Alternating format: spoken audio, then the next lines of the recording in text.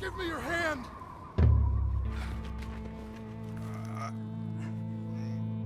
I can't reach!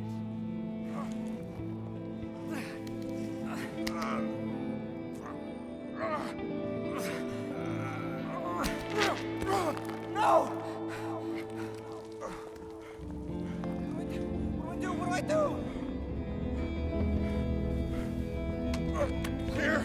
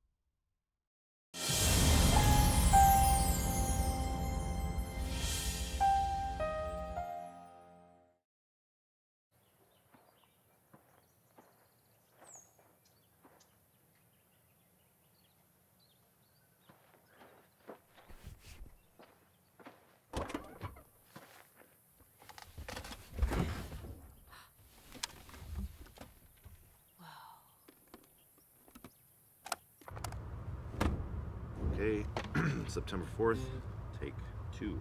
No Wrong Way Home.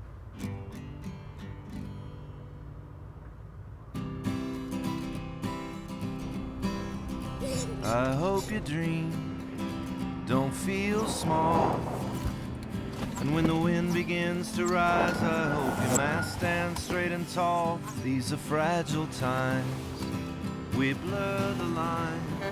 In the unlikeliest of places, we all find a little grace. There's no wrong way home. One winter coat, 2 wild eyes, all the unspoken love that you're carrying inside. These ain't the calmest days, but you like it that way. Won't you rest a while in the storm's peaceful eye? It ain't where you've been, but where you're going to. It's not where you're from, but where you belong. And there's no wrong way home. There's no wrong way home.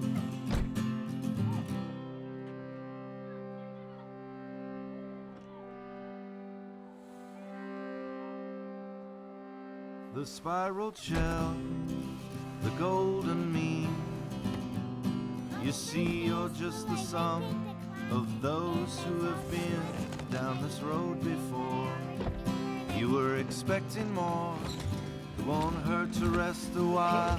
A soft shoulder by your side. It's not where you've been, but where you're going to. It's not where you're from, but where you belong.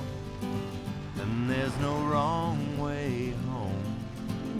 There's no wrong way home.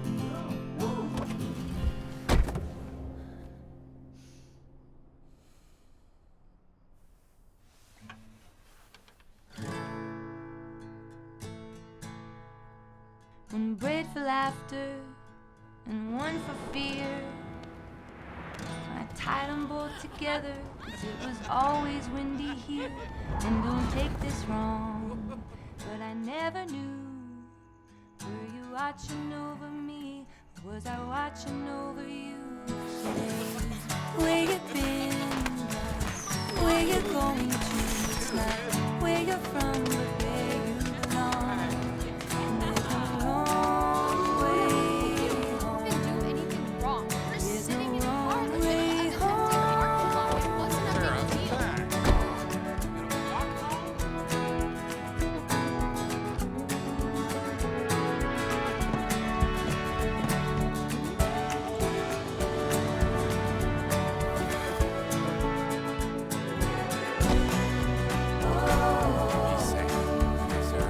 will, Dad.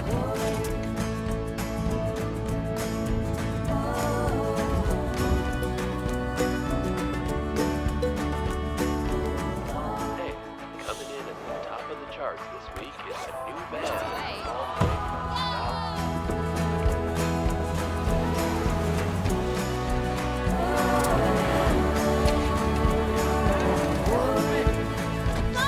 Come on, let's go.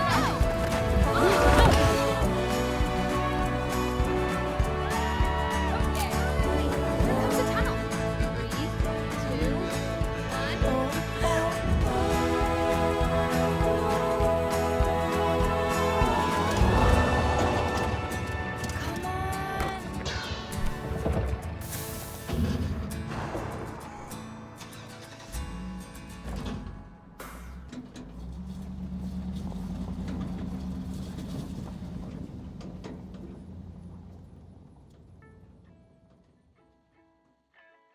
So I hope your plans counted for rain.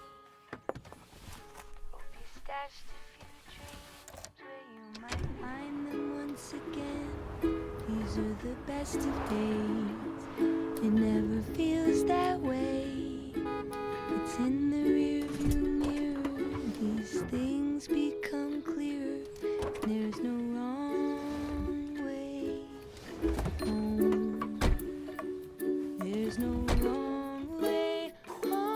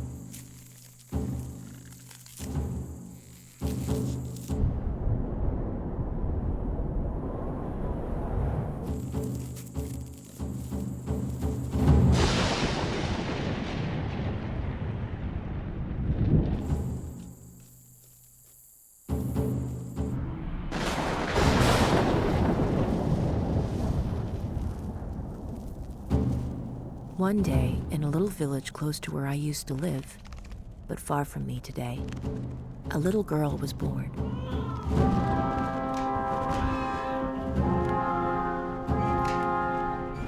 She was called Vaisha, a beautiful little girl, said the villagers.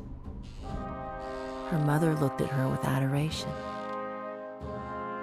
How could this mother, leaning over the cradle, imagine that her little girl's eyes would see things this way? Little Vaisha had been born with a left eye that only saw the past and a right eye that only saw the future. When little Vaisha grew up and began to talk, she explained that she saw the sky like this. And even though her eyes were open, like those of any sighted person, it was as though Vaisha was blind. Vaisha the blind girl. This was how everyone came to call her.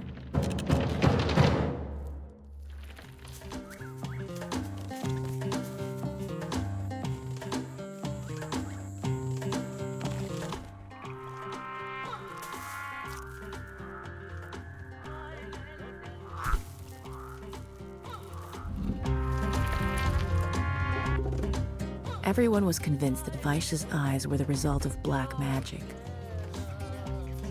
A gaggle of old medicine women paraded into the house to identify the spell and attempt to heal the little girl of this affliction.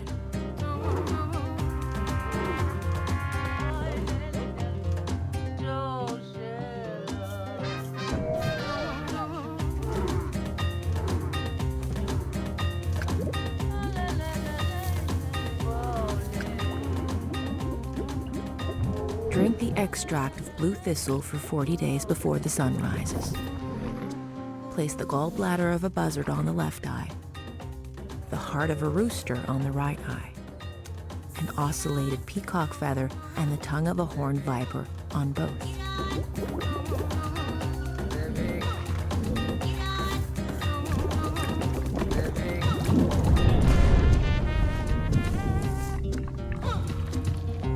The old woman whispered that nothing would work unless a way was found to reunite her eyes and bring her back to this world.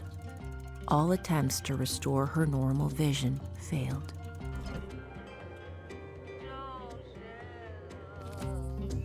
In the courtyard, she advanced with outstretched arms and bumped into the cherry tree. She toppled pots in the shed, ripe cherries or the pots to gather them. These did not exist for her. In her eyes, the present did not exist. Vaisha grew up. She became a beautiful young woman. The fact that she had one green eye and one brown eye only added to her beauty. One day, a young man came to ask for her hand. When she laid her eyes on him, this is what she saw. My goodness, what has this little brat come to ask me? His hair is all white. Poor dear. Goodness. He smells like dirt. His shirt is not tucked in his pants. His knees are all scraped. His time has come and he's asking me to marry him. I could be his mother. It must be a joke. The same story was repeated with each suitor. Vaisha was unable to find any man who could unite her sight. She rarely left the house. In her eyes, the present did not exist.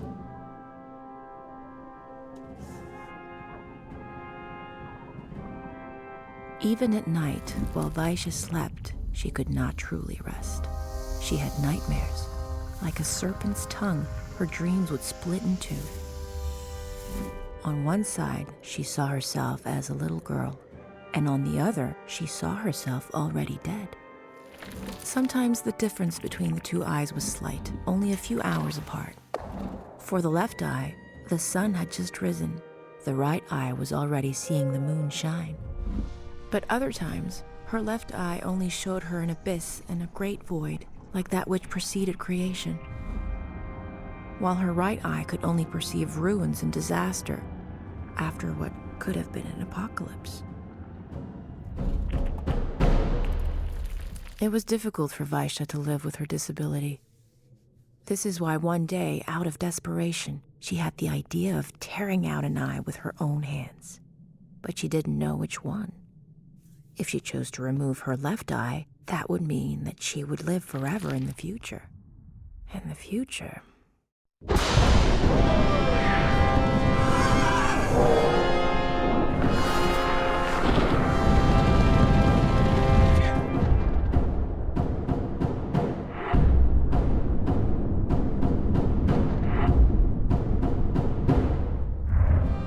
In the future, it scared her. It was dark and depressing. However, if she removed her right eye, she could live in the past, which is always more certain and reassuring. But how to live with parents who are young children? Vaisha could not be happy, neither in the past nor in the future.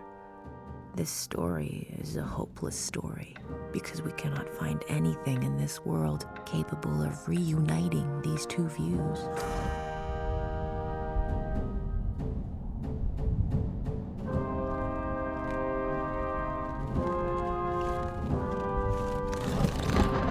And now, dear audience, close your right eye. How sad if, with your left eye, you can no longer see any film or any story, only the blank page preceding the story. Woe to you. And now close your left eye. If you still do not see the film, because it is already erased and the images have become dust and white ash, woe to me. Do we look at the world with the eyes of Vaisha the blind?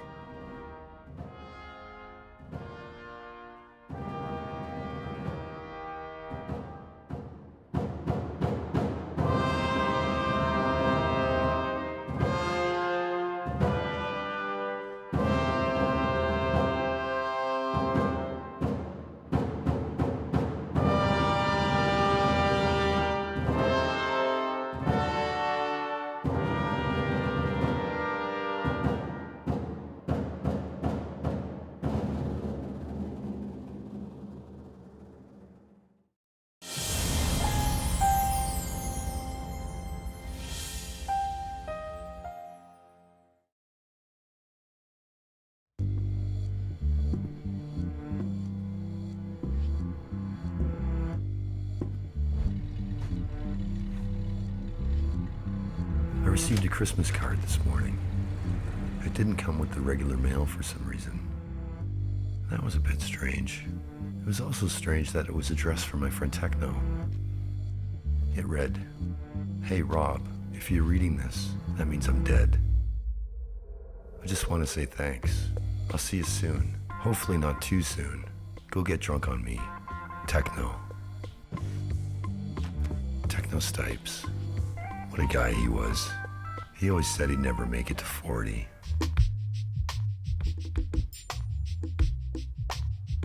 A year and a half earlier, I was on a plane to China. I was on my way to see Techno. He was at the military hospital in Guangzhou, waiting for a new liver. His father sent me with 2 clear instructions. 1, gotta get Techno to stop drinking, at least long enough to receive a liver transplant. And 2, get him back home to Vancouver.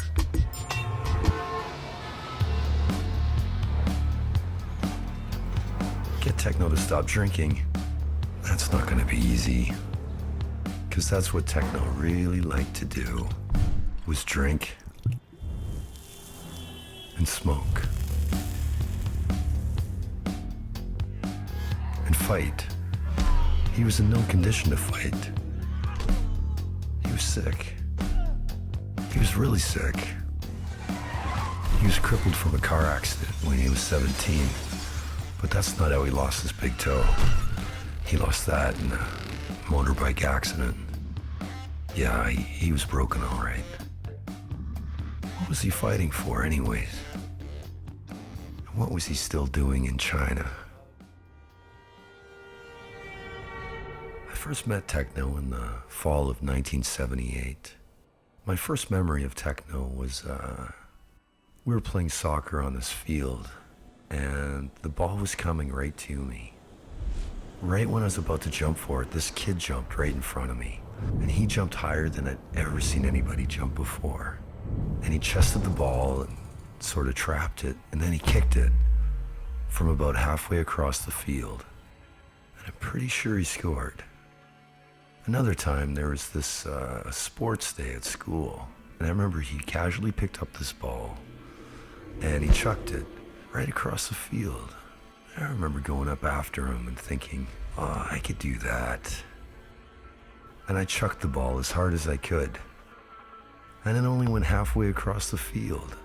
For the next little while, I went to that school on weekends and practiced throwing balls to see if I could throw it across the field. And I never got anywhere near it. But I'll tell you one thing. Techno was fast. Techno was the fastest human I'd ever seen. When he ran, he just took off. There's no way you could ever catch him. And so, there I was. I couldn't really chuck a ball too far, and I didn't really play hockey, and I didn't really play soccer either. All I did all the time was I used to draw. And that's the one thing I could do that Techno couldn't really do. And so, we became friends after that.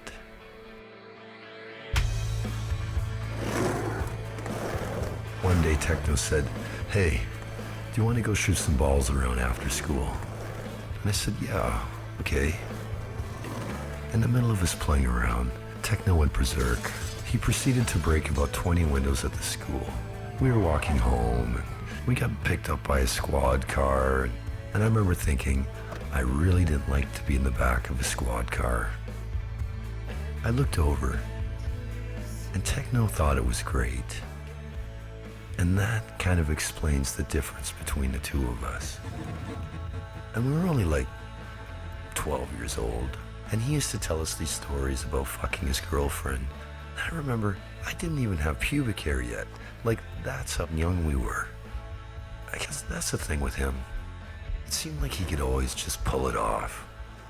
Whether he was diving off a cliff or riding a skateboard through traffic, it just seemed like he could always just pull it off.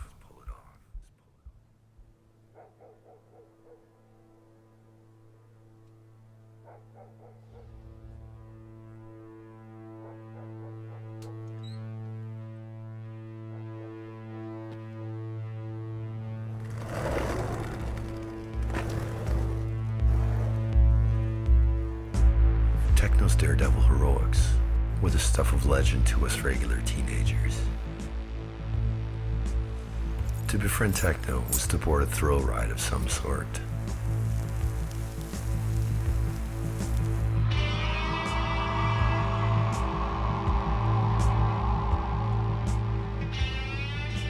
Techno pushed the limits of whatever situation he was in. The greater the danger, the greater the thrill.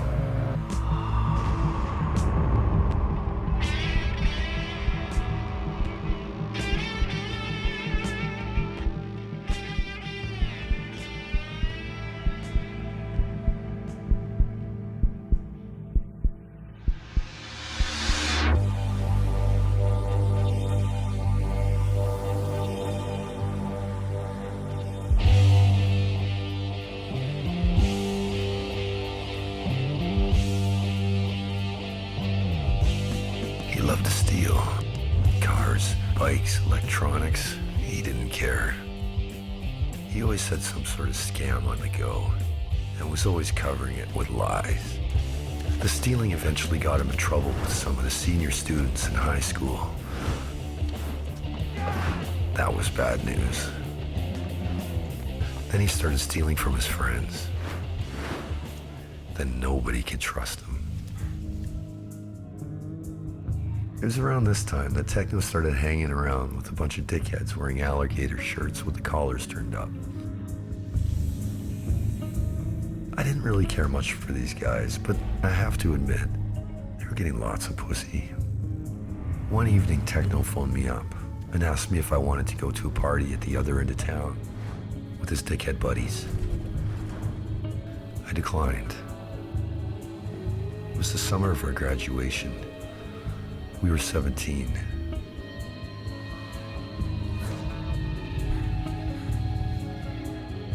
Techno was completely in control and completely out of control at the same time.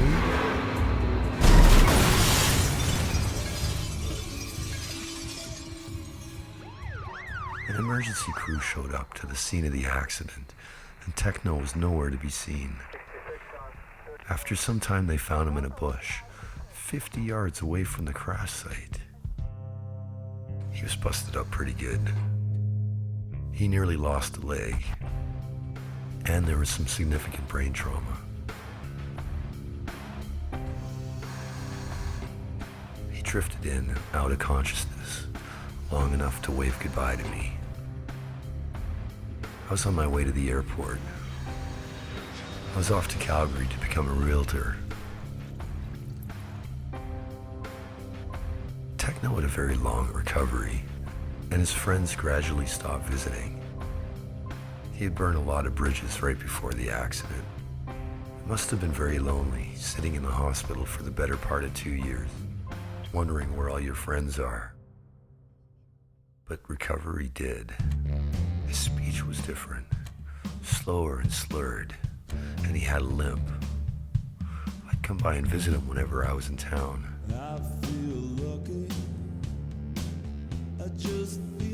This is right around the time he started to drink regularly. One day, Techno announced that his insurance settlement came in. This time he wasn't lying. $1.5 million. It took the lawyers 10 years to settle his case. There were many points in Techno's life where you could say this was the beginning of all his troubles. The car accident was surely one of these points. The day his settlement came in was another.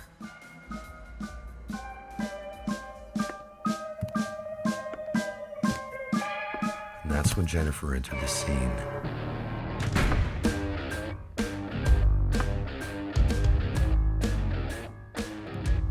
She was a damn drunk. When she was done with him, he too would be a damn drunk.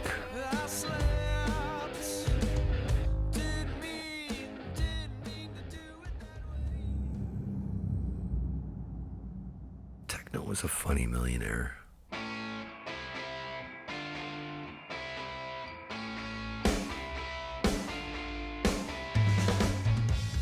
He dressed and acted like a skid.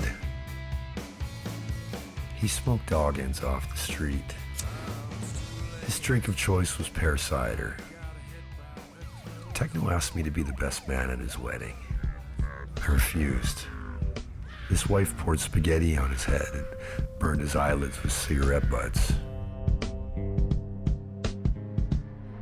I'm not sure where this happens on the timeline, but one day Techno was riding his motorbike. As he was looking back to merge onto the highway, he ran into the merge sign. The sign clipped the toe pedal right off of his motorbike and took his big toe right along with it. This would add an even more pronounced limp to his walk.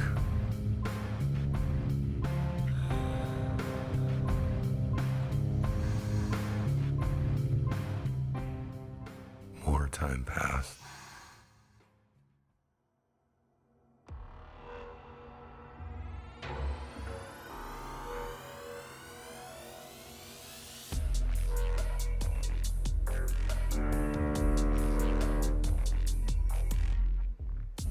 One day I went out to the bay where he lived to visit him. I pulled over. As he bent down to lean into the window, I noticed he had a really yellow complexion. Apparently he was given bad blood from the hospital and contracted hepatitis C. He would eventually sue the hospital for another $600,000. By this time, Techno was very rich. He always had an odd assortment of hangers-on available to do odd jobs for him. There was Freddy the Freeloader, Dump Truck, Teddy Two Fingers, and Dog Breath. This guy was a piece of work. Most of them were crackheads. Techno could stay up for days on end, polish off dozens of pear cider in one sitting. He'd get drunk and get on the horn and call everyone he knew and invite them to parties at his buddy's warehouse. He claimed celebrities would be in attendance, like that douchebag from Nickelback. No one I ever knew went to these parties. Techno knew his days were numbered. He carried on as if he just didn't care. According to him, he'd been right on the edge. He wanted to live. He loved life, in fact. He just had so much pain. Pain in his legs. He said the Hep C was terribly painful. He was always vomiting. He loved to drink and claimed this was the only thing that relieved his pain. The combination of drinking and the Hep C wore out his liver in pretty short order. The Canadian Transplant Society refused to put him on the 10-year waiting list for a new liver unless he stopped drinking. In 10 years, he'd be dead anyways. Catch 22. Later, I was in China. I received an email from Techno's mother saying that he too was in China. Perhaps I could go see him. As it turned out, he wasn't far away from where I was. He was there with his second wife. What was Techno doing in China? Techno met Vince in some unlikely place in Vancouver, in a pub. Vince was in the business of organizing transplant services for those in need. Techno was on his last legs. These services did not come cheap, however, $250,000 up front. He promised that Techno would be back home in 6 weeks with a new liver. We met him at the White Swan restaurant in Guangzhou. He didn't look too good.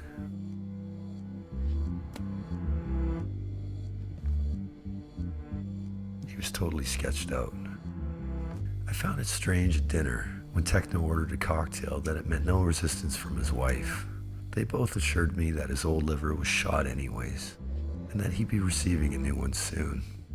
That all seemed perfectly logical to me, and I also ordered a cocktail. It was a perfectly festive evening.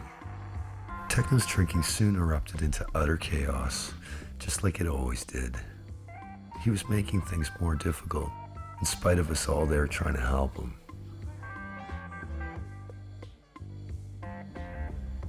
We left secure in the knowledge that Techno would soon be back home with a new liver. Months passed.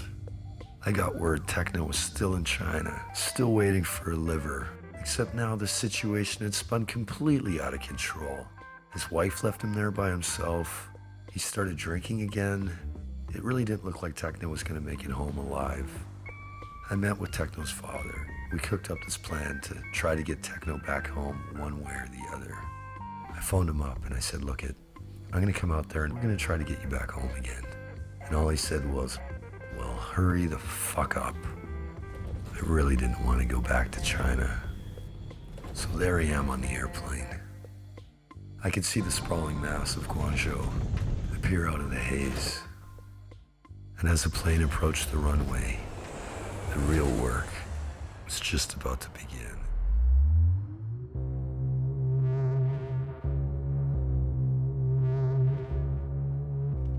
I passed through customs and entered the main concourse of the airport. There was a little girl there named Flora, holding my name on a card. We exchanged greetings, and she went off to look for Techno. After a while, Techno appeared. He shook my hand. His expression was something like, thanks for coming here, man. Mine was, now let's get you the fuck out of here. Back at the military hospital, I met Dr. Lee. He explained to me that it was imperative that Techno quit drinking. The sooner he quit, the sooner he was able to receive a new liver. It was that simple. And also, if I could get rid of that damn cat in his room. I turned to Techno. Okay, where is it? He knew exactly what I was talking about. He produced a bottle of Baijiu. He was mixing it with Gatorade. All of it. I said. It took a while, but eventually he gathered up all his various stashes of liquor hidden around his room. Satisfied, I dumped it all out in the toilet. He didn't like that very much. On the way out, I grabbed the cat and released it in the courtyard in the rear of the building.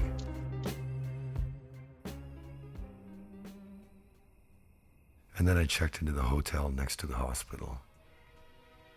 I set up my computer and scanner and got busy on my second book.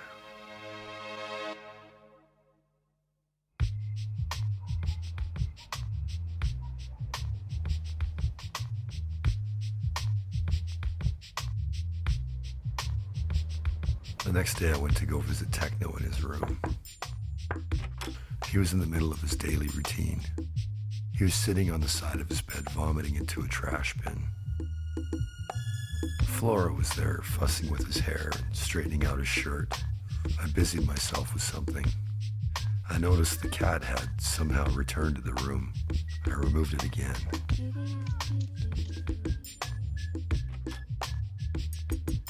Techno was hooked up to an intravenous drip for the rest of the morning.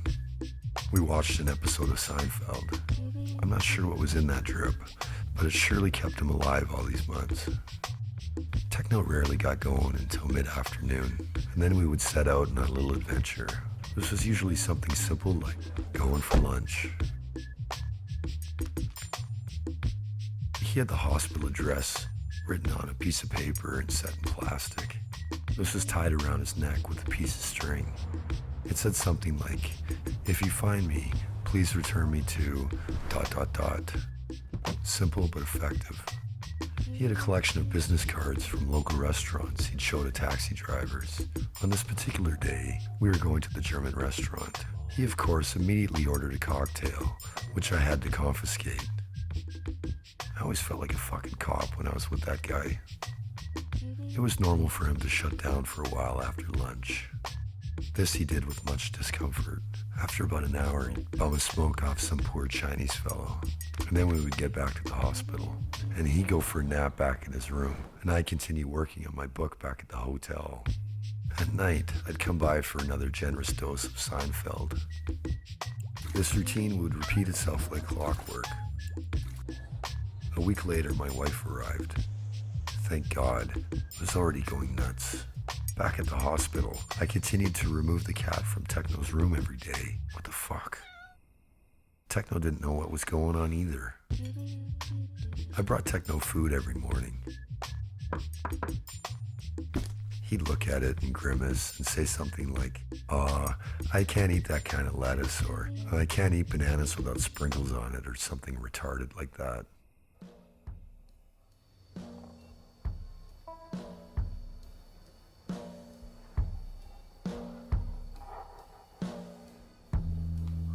So it went. First it was Seinfeld, then Friends, then we discovered My Name is Earl. Other than that, there wasn't much to mark the passing of time.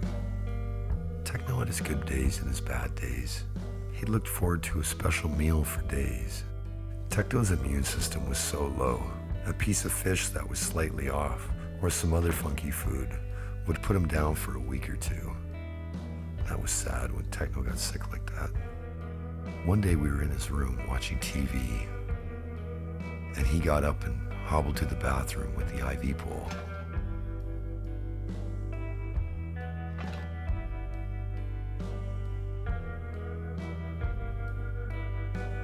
When he got out, he said, "Look, I dragged the IV pole to the bathroom and I wasn't even hooked up to it." We laughed until we cried. I think we were cracking up. Just then the door opened and a hand dropped the cat back in the room. Things were getting tense back in Vancouver. Techno and his father were having a bitter dispute about money. I saw Techno cry that day. Never seen that before.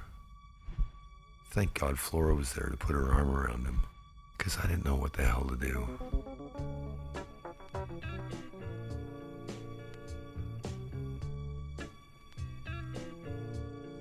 I was making great progress on my book. I and no distractions in China. Sometimes Techno would come and visit me in the hotel room.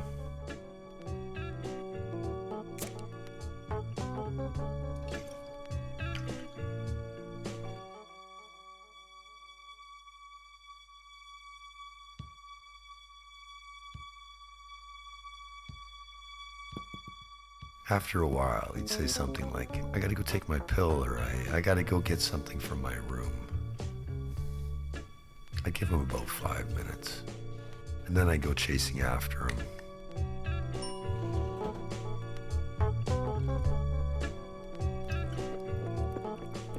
I hated being a cop, but I was actually pretty good at it. It wasn't hard to figure out what Techno was up to.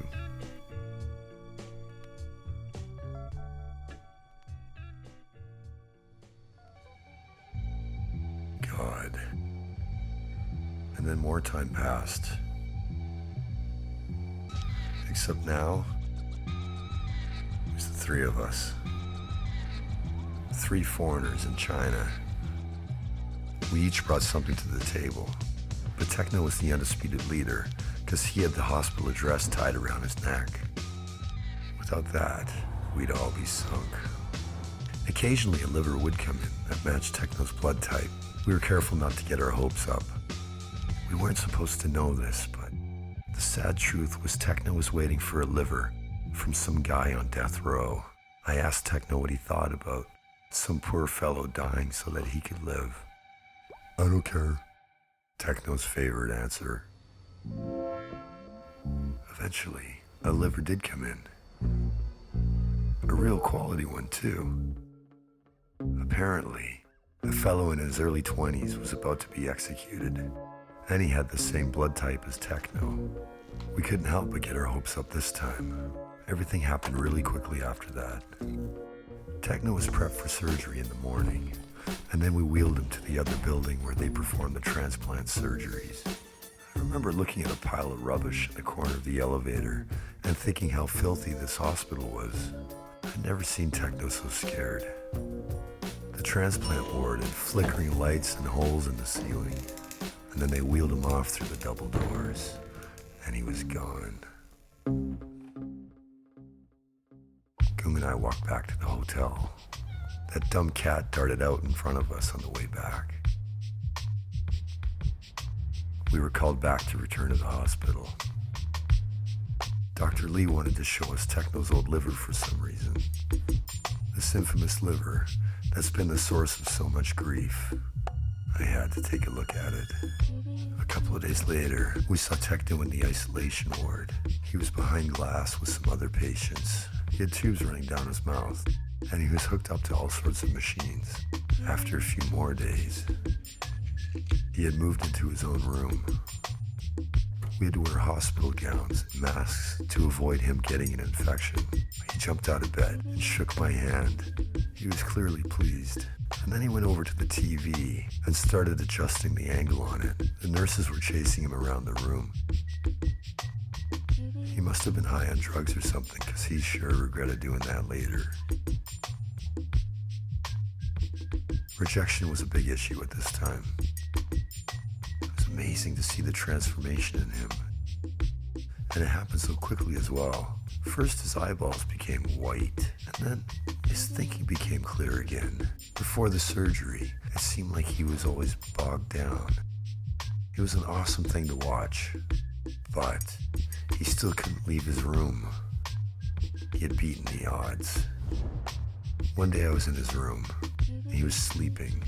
He was chewing and putting handfuls of air in his mouth and chewing. And he woke up and said, "Oh man, I was having this great dream about food." I asked him on another occasion, "What does it feel like to have a new liver?" He said,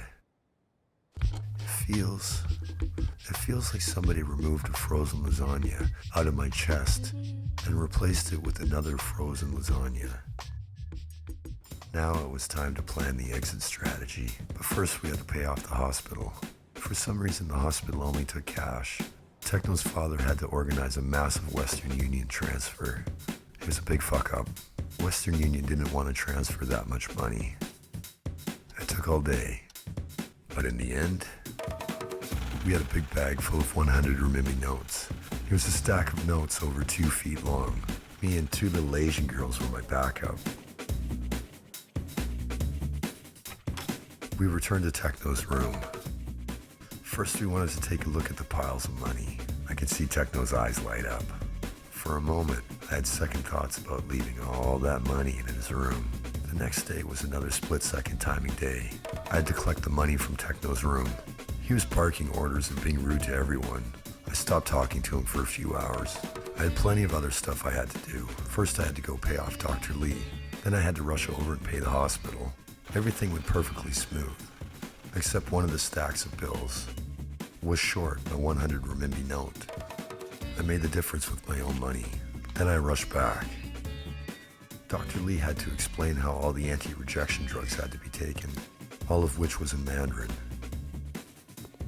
Then I had to rush back and collect Techno, who was having a smoke by the lobby. He had a surgical mask pulled down. He was wearing his black cowboy hat and his white suit, which is 2 sizes too big. I told him about the missing note, and he said, "Yeah, I know, because I took it." Long pause. I was steaming. Let me get this straight. You stole 100 renminbi of your own money? He grabbed a cigarette, snuffed it out on the ground, and then we headed to the airport. First, I had to see Gung off, and then Techno and I had to get a plane to Hong Kong. And this is where the story gets really fucked up. I had overstayed my visa by a couple of months. That's a big deal in China. This caused all sorts of alarm bells to start ringing. Then they took us to a holding room. We were about to miss our connecting flight. There was no way Techno was not going home on that flight. So I turned to him and I said, "You go, and I'll meet you in Hong Kong." And that's the second time I saw fear in Techno's eyes. He nodded, and then I have this image in my head of him limping away from me towards the gate. Meanwhile, back in the holding office, another guy showed up. He said he needed money. He made a space between his fingers about 1.5 inches deep. Hell, I had a wad about 50 inches deep the day before. He had someone escort me to a couple of ATMs, and they shook me down for about $700. He was actually a pretty nice guy. I was about 1 hour behind Techno. This is the first time Techno was unsupervised since he arrived in China. We were too close to home to blow it now. I arrived in Hong Kong and immediately scanned every bar and smoking room all the way to the gate. I finally caught up to him at gate 100 and something. He didn't look so good. In fact, he never really looked good again after that. He walked all the way from gate 5. I don't know why he didn't get a wheelchair. At one point he sat down on a bench that said wet paint. He had black marks going across the back of his white suit.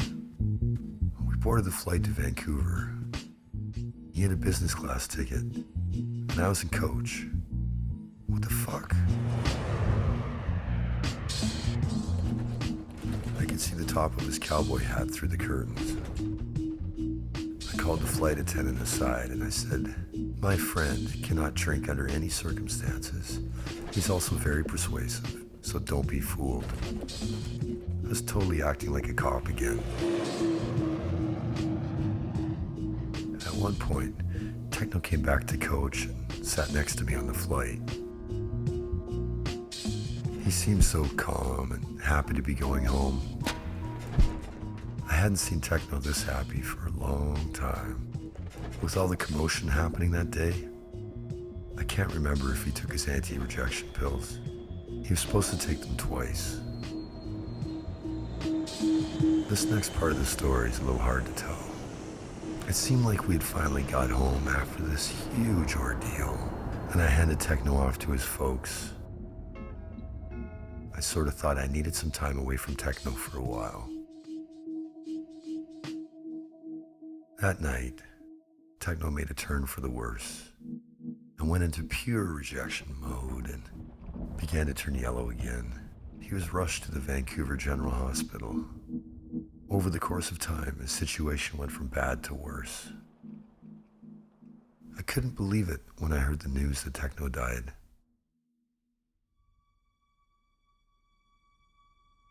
Techno was convinced that nothing could kill him.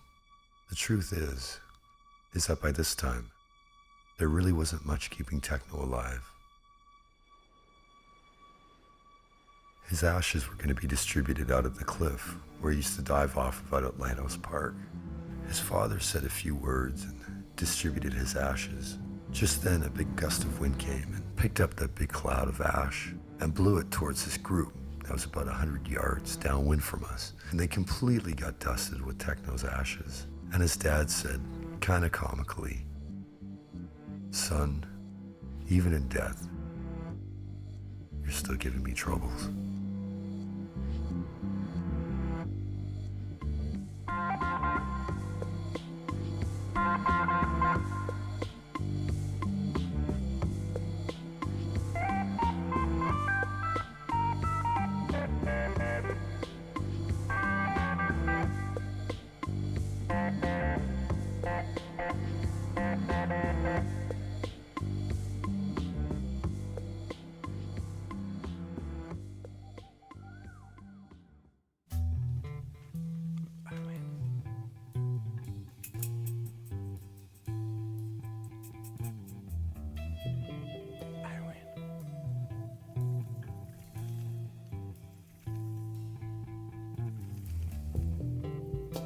Push me and I will raise back up.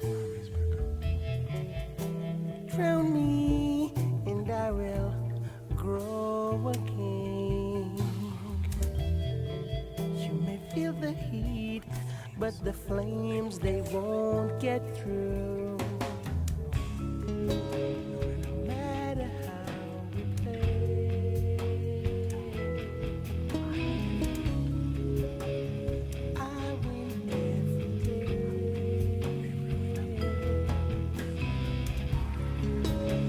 No matter how we play.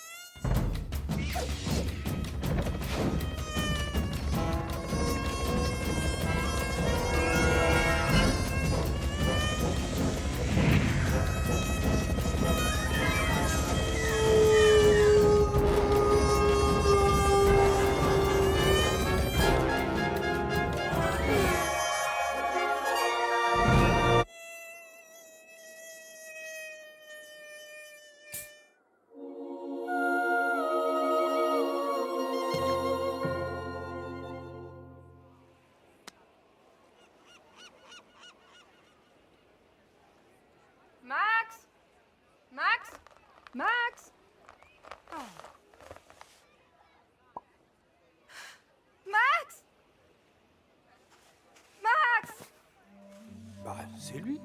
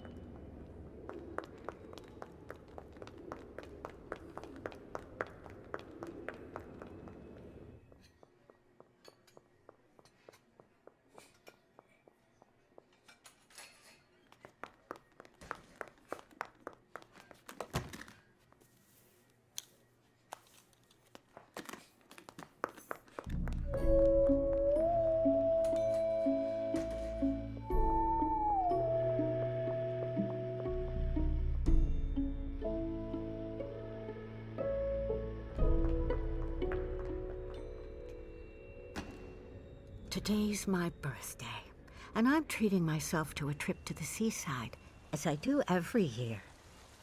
I love sitting down to a meal of fresh grilled fish with a little glass of white wine, overlooking the wide, empty beaches of the North Coast.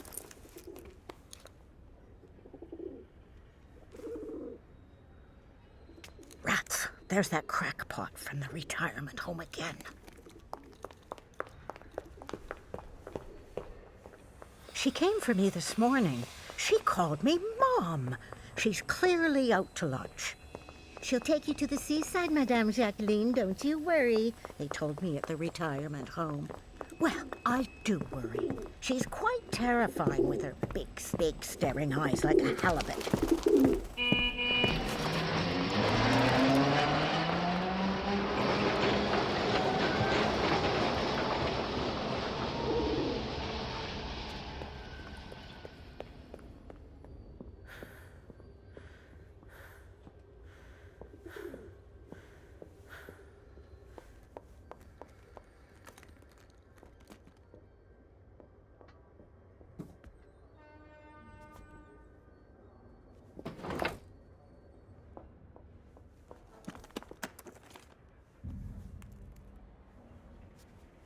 I can take the train on my own. I'm not a child.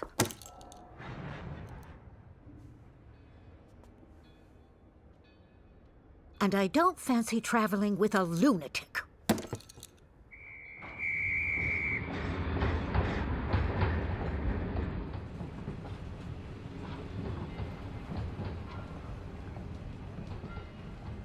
That chicken reminds me of a story. The day my papa brought home a chicken, he had chopped off its head, but the creature refused to die. Far from being resentful, it took quite a shine to my father, who ended up adopting it. The creature followed him everywhere, like a dog, even to the factory. He was the star of the neighborhood. What was its name again? Anyway, one day the cat got him. My father was inconsolable. He shut himself in the kitchen and chopped the heads off chickens for 2 days straight, hoping the miracle would happen again.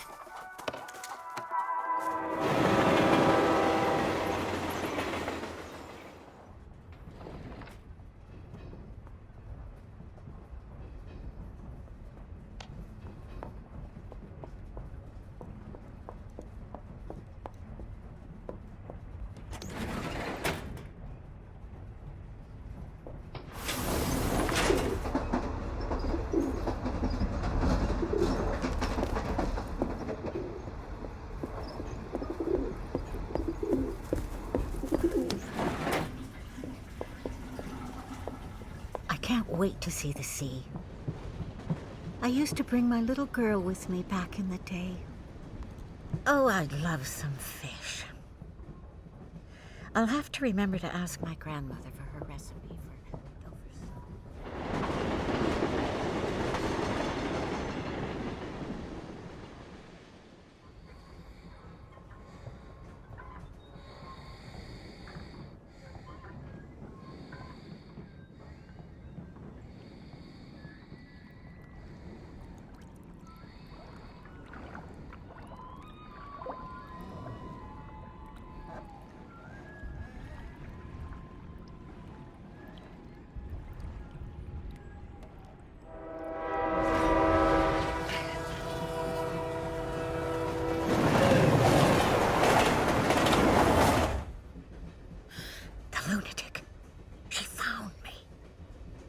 What a nuisance she is. My head. Oh no, what have I done with my head? Mom, what's wrong? There she goes again, calling me Mom. Honestly.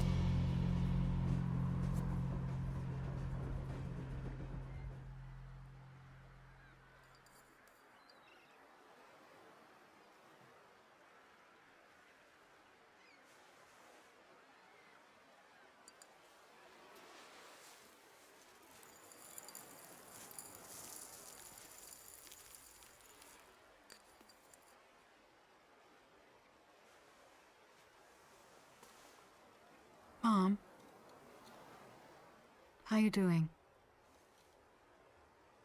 I'm fine, dear. I'm just fine.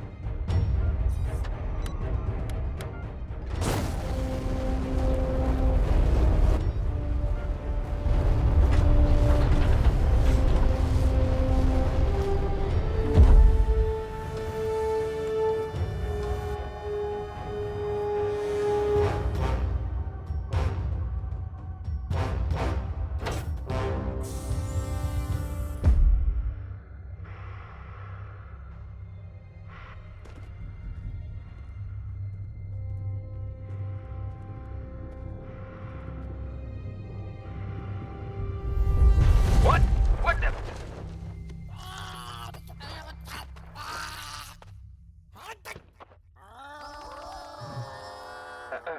Major? That's crazy. What is that? What are we gonna do? I haven't got 2 million clicks eating steak pills to get kicked out just arriving, okay? Let's go. Wait, it could be dangerous. Ah, don't worry, we're just gonna talk. I don't like it when you get political.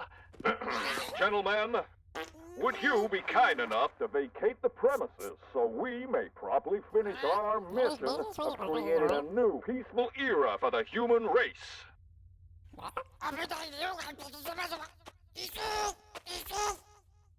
Simpler, Major, simpler. They don't seem to understand. Us here. You get out. Move or I'll kick your sick alien ass out. Major. Charlie, wait, crazy how much time you lose with formalities.